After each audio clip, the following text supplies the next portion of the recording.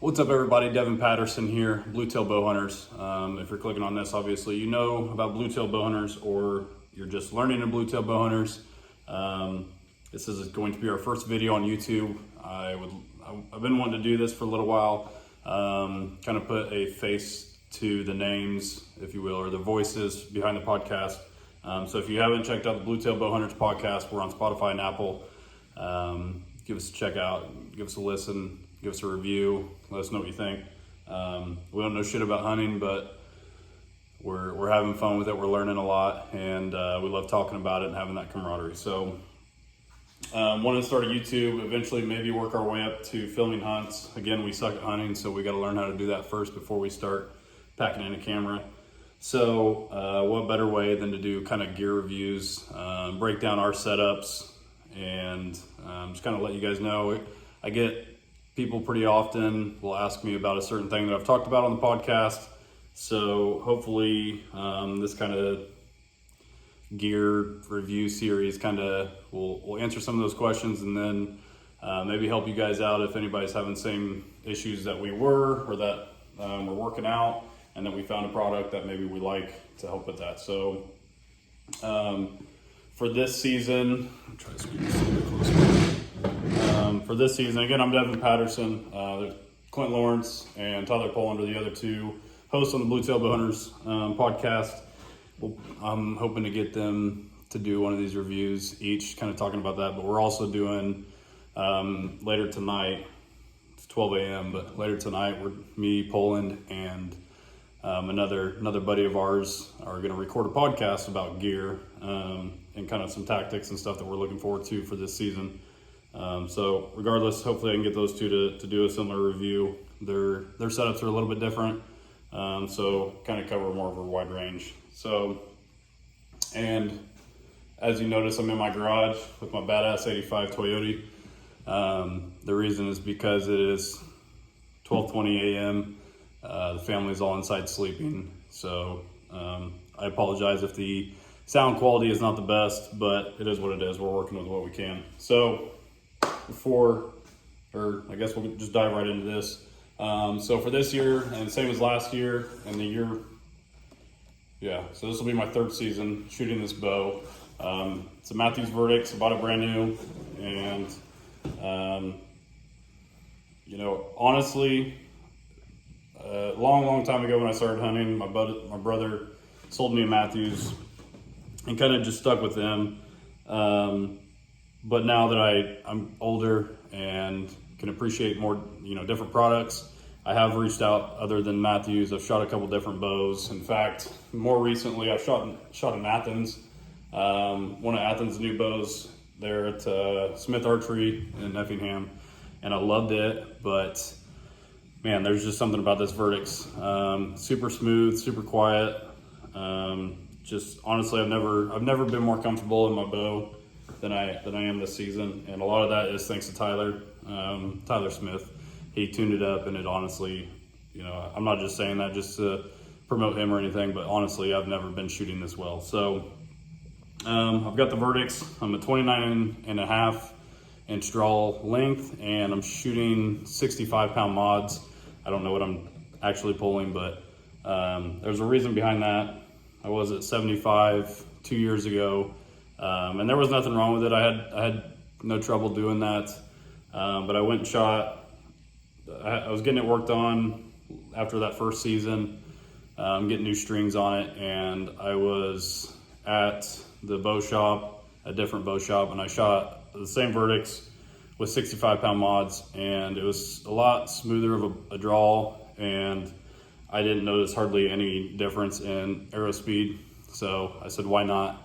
It's smoother, it's more forgiving, so I went with that. So I don't know what my arrow speed is, but it's still fast, and it's super quiet. So with that, I will break down my arrow setup and to explain more of the quietness. So running a tight spot quiver, it's pretty awesome. But I do want to say, I'm not getting paid shit for any of these products. So if I'm talking about it and I'm using it, that means I truly believe in it. and I have been using a lot of this stuff for 2 or 3 seasons now, so I do believe in it. So tight spot on a 3-arrow quiver. It's easy to just pull on and off super quick.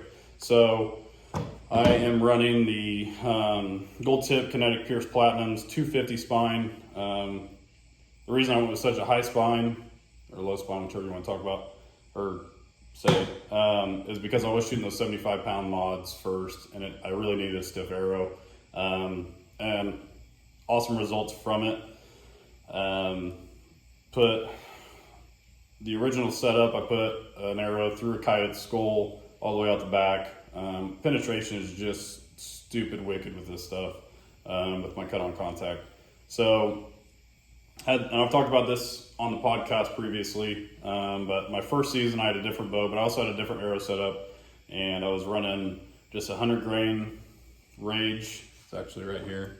2-blade and a super light arrow, and I killed a deer. It was a very, very small deer, but I was not happy with the penetration. So I got into the heavier arrows.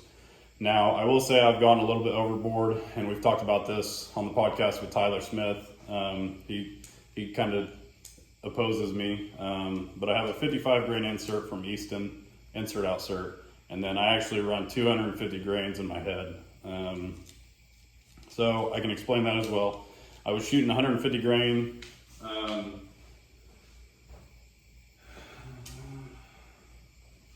There's my 150 grain field point. I was shooting the Bishop Archery Holy Trinities.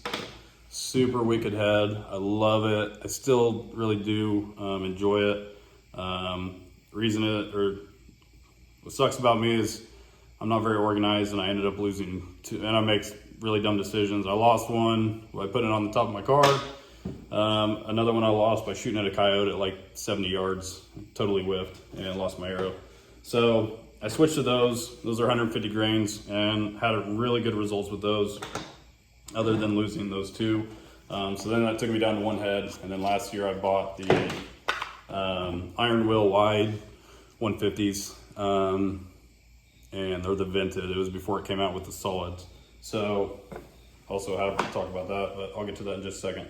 So I was running that 150 up front. I was really liking it, and this, I know it kind of goes against the FOC a little bit, but the cut-on contact. But I came across True Blue Crossbreed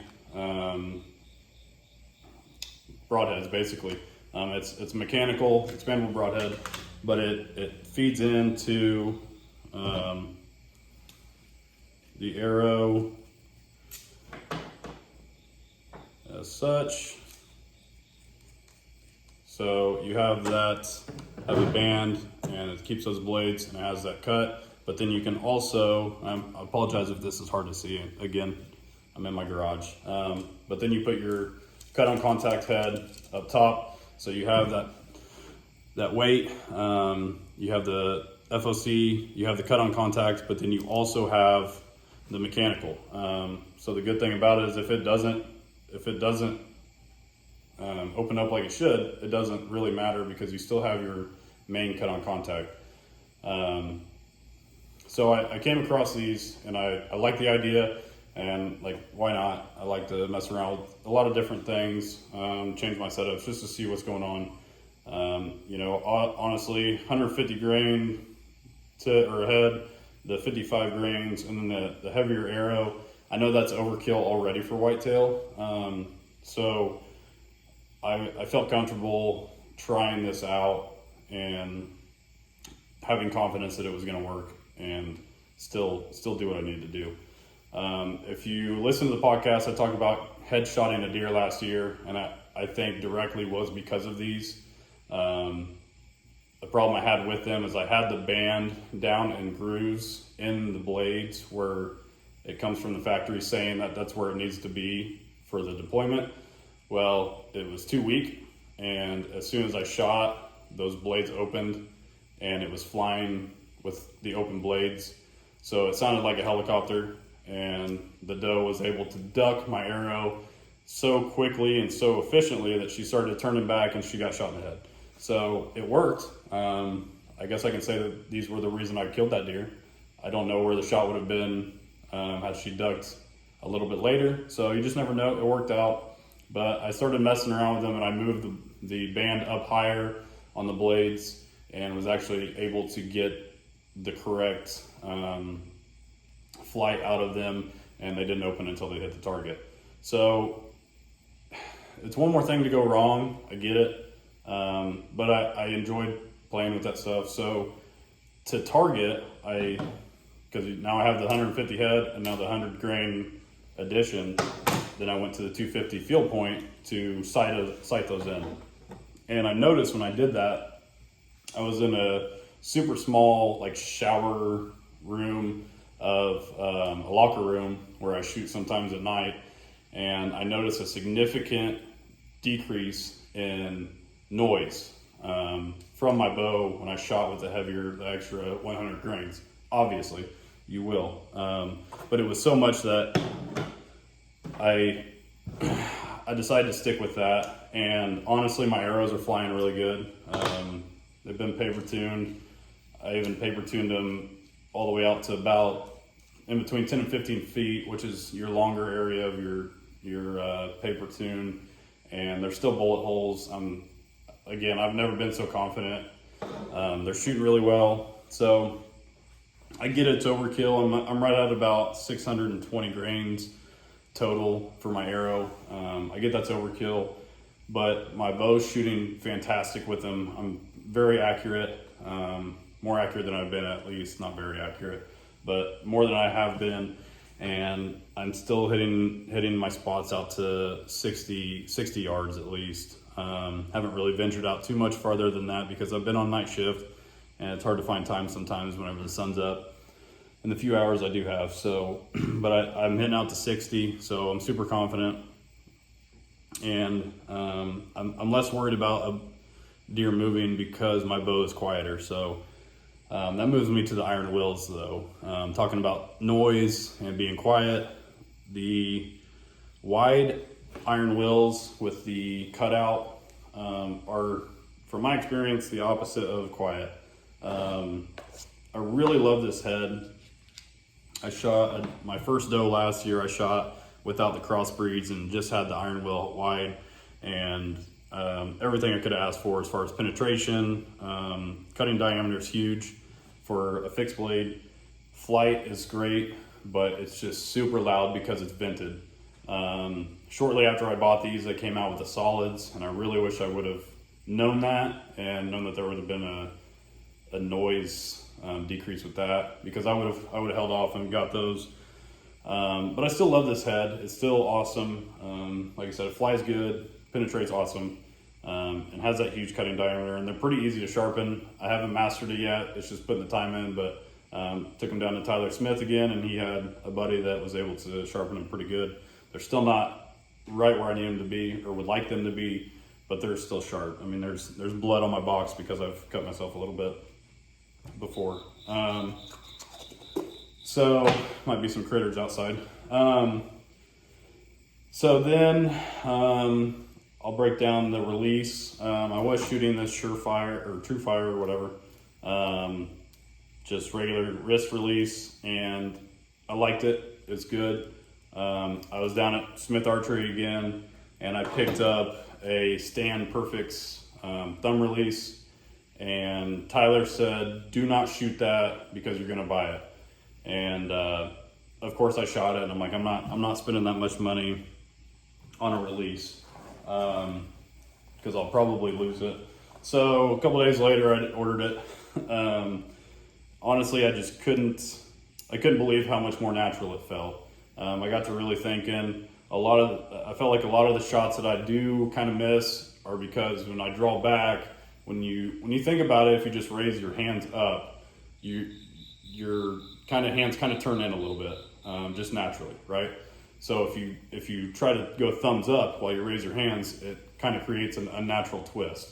So I was thinking about it, and as you draw back your bow and you're back here, it's just more natural if you're relaxed to have your hand kind of like this, whereas if you have that thumb release, you're twisting your wrist, is twisting your arm, and then kind of messing up your shoulder. So I kind of felt like, maybe it's in my head, but that maybe had something to do with my inconsistencies. So after shooting this, it just felt super natural.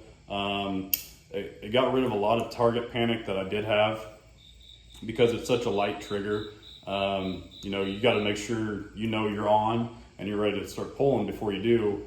But it also has that surprise effect, much like shooting a gun, that you want. You want that surprise because you're not anticipating it as much, and it keeps you on target. I noticed with my wrist strap, I'd start pulling, and you know, as you're pulling, it kind of gets a little shaky because you have some of that target panic. So this has really helped. And it also has a really cool feature. There's there are a lot better reviews online, but it has an actual, I know again this is hard to see, but it's got a little set screw in the thumb release part. You actually take that out and you cock the release and put that in the middle here, and it's kind of like dry firing a gun. So you can clip it around your string, draw it back, and you get the click, but it doesn't release. It goes just far enough to get that click, so you get that pull and you get the audio click and the feeling of the click, but it doesn't go boom. So it helps again with target panic, staying on your target, following all the way through with your shots. So I've found that this has really helped me with my accuracy. And it could be all in my head, I don't know, but if it is what it is. If it makes me better, it makes me better. So covered the bow, covered arrows. Well, I'll get more into the bow just a little bit. My release, my setup for my head. So you see a bow sling on here. If you've followed any of our stuff on at least Instagram for sure, you'll know that I'm a big fan of T&K hunting gear. Again, I'm not getting paid a damn dime to say that. If you know anything about T&K, you know what they stand for, and you know that their products are just freaking bulletproof. And if anything messes up with them, it's a lifetime guarantee. So I got super mobile last year, and I always had a problem. I would always carry in my bow, and I would have my sticks on my stand, and a lot of times my sticks, the teeth of them, would hit my strings, and it just never made me feel good. And then I'd go through thick brush and stuff like that, and I was just always worried about my strings. So I started looking into slings, found T&K. You're gonna pay for it. You pay for what you get, that's for sure, but you're paying for confidence as well. This thing is freaking bulletproof, but I decided to get it because I wanted something to protect my strings a little bit more. And honestly, carrying in your bow, you go pretty far, it can kind of wear out your hand and your arm. So I decided to try it. It's got a nice sling, so just throw that on and throw the sling over, and I'm ready to go. Have that bow. I got 2 open hands now, stand on my back, protects my strings a lot better. So I cannot say enough about this. This was my best purchase last year, for sure, 100%. I use that thing more than anything. And I even take it turkey hunting. If you notice on here, there's mud, there's bird shit, I used it as, I forgot my seat, so I used it, I threw it down and I kneeled down on it, and some mud and just shit. And I have the confidence that I can do that with this product and it not break and not start fraying. It's got MOLLE attachments to it, which so I got a pouch for my release, so it always goes back in here so I don't lose it, hopefully, cross my fingers. So that's that. As far as accessories on the bow, I've got a Spot Hogg 1-pin. Really big fan of the 1-pin now. I switched it last season. I had a multi-pin and I liked it. I like the idea of not having to worry about if a deer looks like they're coming in and they're going to hit that 20-yard mark and they, veer off and it's a 28-yard shot. Having those extra pins kind of gives you more confidence in that situation. But learning your bow, learning your spots to pick out the trees. A lot of times sorry, I'll take this and I'll set it at 25 because I don't plan on shooting over 30 and that'll give me anything 20 and under. Super flat arrow flight, so I'm not super worried from 0 to 30. So I set that at 25. It's a good medium ground, and I have a lot of confidence. There's other areas that I hunt where 30 yards may as well be 100. It's so thick, so in those situations I'll back it down to 20 and just keep it there. So really do love that sight. Sight picture's clear. You only have to focus on one thing, one pin, putting it on the deer or target, and following through with your shots. Those multi-pins, they can get crowded. Again, it's whatever you practice with. You can make it work if you practice enough and have the confidence in it. But I went to the one pin. I love it. I don't think I'll be switching anytime soon. I have a limb-driven rest from Vapor Trail. I like it. I took my Record Code Red off of this. I like that rest too, but I wanted to see what the hype was about for the limb-driven rest, and I'm super impressed with it. I've had 0 issues with it thus far, knock on wood. Yeah, I even spray painted it white. So, bee stinger stabilizer. And one of the things that I did do last year that I'm really happy that I did was I put, actually it's MLB baseball grip. I didn't know that they made Bomar tape or whatever. So I bought this to put it on there. And the reason I did was one of the spots that I talked about it previously, how 30 yards may as well be 100. I noticed it's so thick in there that I couldn't see or hear deer coming in until they were on top of me. So a lot of times I couldn't reach up for my bow without getting busted, and I got busted several times. So I decided I was going to hold on to my bow almost the whole hunt if I could. Keep my hand on it, keep it in my lap, keep it up like this, whatever I could do to have that in my hand ready to go. Well, that metal gets cold, obviously, in cold temperatures. So I thought, man, if I put some wrap on that, maybe it'll help. And I put that on, and it was a game changer as well. I was able to hold that bow a lot longer. And I feel like it gives me more forgiveness in my shot. There's more cushion there. My hand forms around it really well. So I'm really glad I did do that. Now they make the Bomar tape. So I'll probably try that out once this gets all gnarly and done. But a good addition. As you can see, I like my white and black accent. Just what it is. So yeah, that is my bow, arrow, broadhead setup.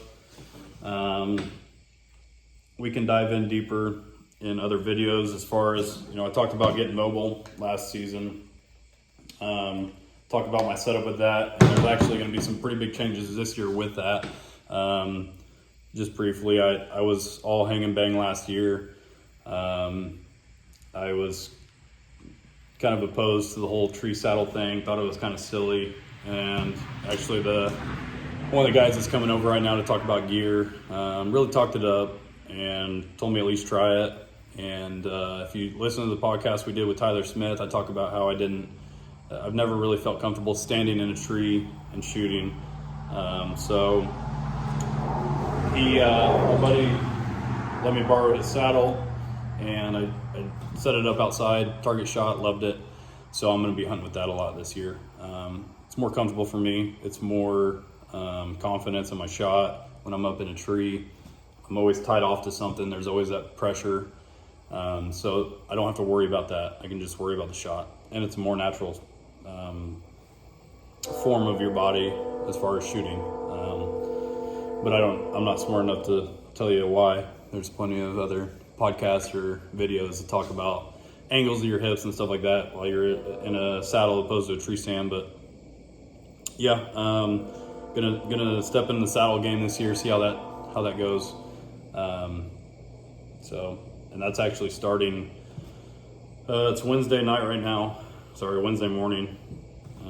So Thursday midday, we're leaving for Kentucky to try to chase down some velvets. So we're gonna put that to the test and see how it goes. So as far as this video now. I think that's all I got for my bow setup, my arrows, and that whole gear review. Again, we're recording a podcast tonight, so be on the lookout for that. Yeah, if you have any questions about any of these products, you can find us on social medias, Instagram, Facebook, Bluetail Bowhunters. Instagram's our main one for information.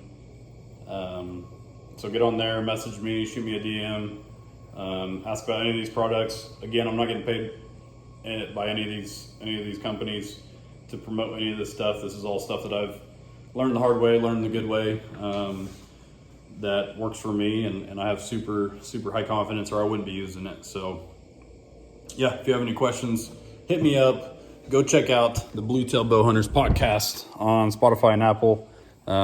Give us a review. Just a heads up, we cuss a lot. It's marked explicit for a reason, so don't listen with your kids in the car if you don't want them to hear the F-bomb getting dropped a lot. But yeah, go check us out. Appreciate it. Peace.